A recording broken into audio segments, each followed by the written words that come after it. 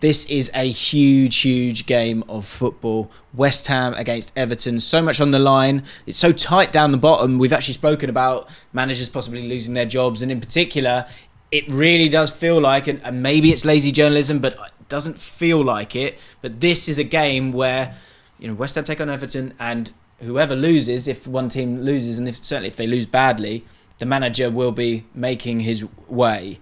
We're going to dive into it. It's a crucial one for both teams because I think it's one where you've got to beat the teams around you to start getting somewhere, and that's something that Everton haven't done at all. In that video, we spoke about David Moyes and Lampard and the pressure under them. For West Ham, is there more pressure on West Ham in this game or Everton? I think from the point we were at last week when the owners couldn't come to the game, I think Everton are under more pressure. Although they go away to West Ham and a 1-0 loss isn't the worst thing in the world, I think the fans just want to see Everton play football. And I think the problem is you go up against a West Ham side who are down there with you, and you know for a fact Everton fans believe in themselves, they believe in their team, they really back their manager and they back this whole squad. They'll go into that going, they're worse than us, we can beat them. And I don't think West Ham have that feeling. West Ham always have the feeling of like doom and gloom. They always almost like feel sorry for themselves. So I think Everton have a little bit more pressure. You're not a fan of Moyes, I've learnt today. No, not at all. Or West Ham, really, right? Yeah, or West Ham, or Lampard, or Everton. Everton, yeah. So it was a bit of a leading question with West Ham or Everton, because I would suggest that I think the pressure's on West Ham here, because if Everton walk away from this game with a 1-1 draw, I think Everton fans go, yeah, it's not ideal, but okay. If West Ham walk out with a 1-1 draw, that's, especially at home, there's all that feeling you've got to win your home games. Especially with that squad, that's a disaster, isn't it? Yeah. And will that pressure tell? I think I'll have to tell. Both sides, no confidence. They're not playing there's no quality there right now as well. And this is going to be really cagey, horrible game. Really, it's kind of like who blinks first. Yeah. I think both sides are going to be like, oh, do we take the initiative here? Or do we let them there? Do we play on the break? And I think it's going to be like that. It's going to be a nasty game in that sense. I feel like Everton fans are almost resigned to their fate, especially given everything that's going on outside the club. I think we saw the reaction at the weekend. It was remarkable. They really at rock bottom, I think. I really do think they're already at rock bottom. I don't think West Ham are quite there at rock bottom just yet. So, I don't know. I think more pressure's on West Ham. They're seen, I think, here as the far better side going into it. Yeah, I mean, I agree. I think certainly starting 11. Although I don't think either of the starting 11s are that bad. There's a lot of players that I like in both of them. And actually, the overall structure of the formation, aside from maybe Souček, I think is playing a little bit too much for West Ham. There's been a lot of clamour for Benrahma to be in the side. He came on last week and offered a lot of creativity for them. But Everton, that team that I saw last week against Southampton, that's the team that I would pick in the structure that I would have picked. So that's the first time that I've gone, come on, Frank, like that has to become you now, because I agree with who you're picking.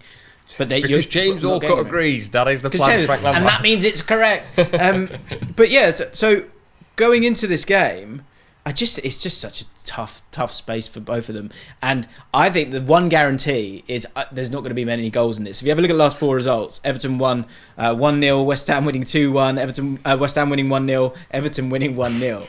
And that's been the problem for West Ham all season. The XG is 23.4, and the amount of goals they've scored is 15, whilst Everton have created 19.9 and have also only scored 15 goals. So it's going to be super tight. Does that suit Everton? Because as the away side, who has a 3 at the back, 2 full-backs playing as wing-backs, they're a team that's probably going to sit back and look and play on the counter, no?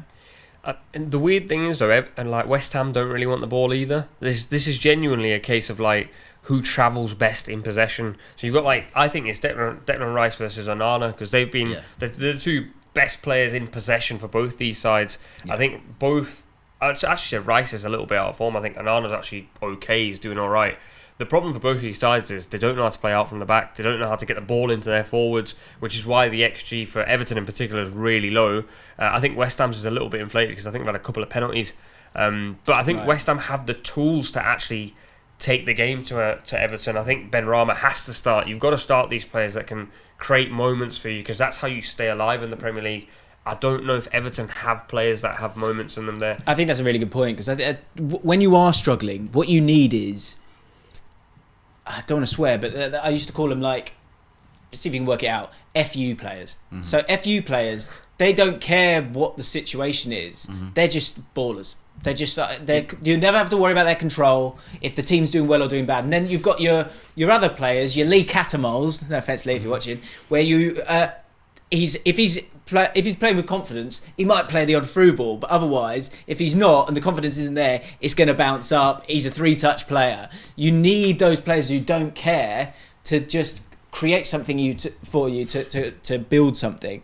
And I think that is my concern when it comes to Everton, is I'm not sure who those players are for them at this moment in time, and they play with a system that doesn't have those players either. Even someone like Iwobi is actually a very sort of functional, simple player. And that's why I lean towards, I think the obvious guess here would be 0-0, because I actually think the strikers for Everton will be cancelled out by the centre-backs. It looks like Zuma's going to be back for this one, which is a big one for them. Him and Agurd could be a really good centre-back partnership. But even if Dawson's playing, and again, he's been linked away, but they've got enough there to possibly cancel out that. And then you've got 3 big centre-backs for Everton. If you play Scamacca the way that they've been playing him, you bring Antonio on, it's the same kind of thing. And I think that's why they've kind of cancelled each other out.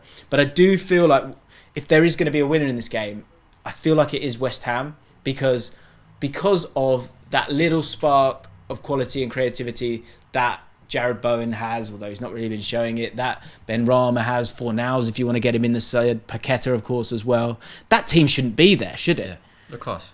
I mean, I think you're asking for a Dimitri Payet type, right? Or a Ben Arfa or Adel Tarap. I know exactly what sort of player you're getting now.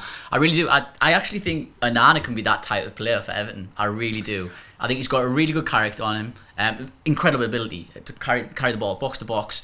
And sometimes he just wants to drive. You can just see he wants to do a little bit more. So it'll be interesting to see if he kind of, just wants to go for that. I think in this game, David Moyes has got to go. I'm either deciding to play 4-5-1, and that's the plan, and Antonio running the channels, or he's going 4-2-3-1, Paqueta play through the middle, Jared Bowen one side, Benrahma the other side. Let's have a go. I think go with the latter. If there's a team that you can sacrifice maybe getting picked off on the counter, it's Everton. They've got no pace. They don't make runs in behind. They're quite lazy in that sense. They haven't got great passes in midfield. Go and have a go. Go and get your wingers on the run, because all they'll need is, and you know how it is, Bowen gets 1 goal this week, he'll go score 5 and 7, and then all of a sudden you're alive in the league again. And I think they've got more of that than what Everton do. I feel like the whole game will be played in Everton's half. Yeah. In terms of the weird thing with Everton is that they lack that creativity, but they do have a lot of physicality. What's really funny, it would never happen. Lampard would never go to West Ham. But if you swap those 2 managers, you wonder if Lampard would have a bit more fun and get a bit more of a tune out of those guys. Yeah. And if David Moyes, that's a David Moyes team, that Everton squad, they're good to go. The alarm is rung. That's the alarm that says, what are the predictions for this game? Nubaid, turn off your alarm. David, I've saved you. That's an emergency alarm. Right, that's an emergency alarm, because someone's getting relegated and it could be one of these 2. How does this one end? I'll go first. I think West Ham will get over the line. And I think it'll be 1-0 West Ham. I think it's 1-0 West Ham as well. Okay. I think it's... I'm going to go 1-0 West Ham. I don't actually. I'm going to go 1-0 Everton. It's got 1-0 Everton. Okay. Everton fans, West Ham fans, are you feeling alarmed? Get it? Let us know your predictions in the comments below. Sorry. Thanks so much for watching ESPN on YouTube, and for more sports highlights and analysis, be sure to download the ESPN app, and for premium content and live streaming, subscribe to ESPN Plus.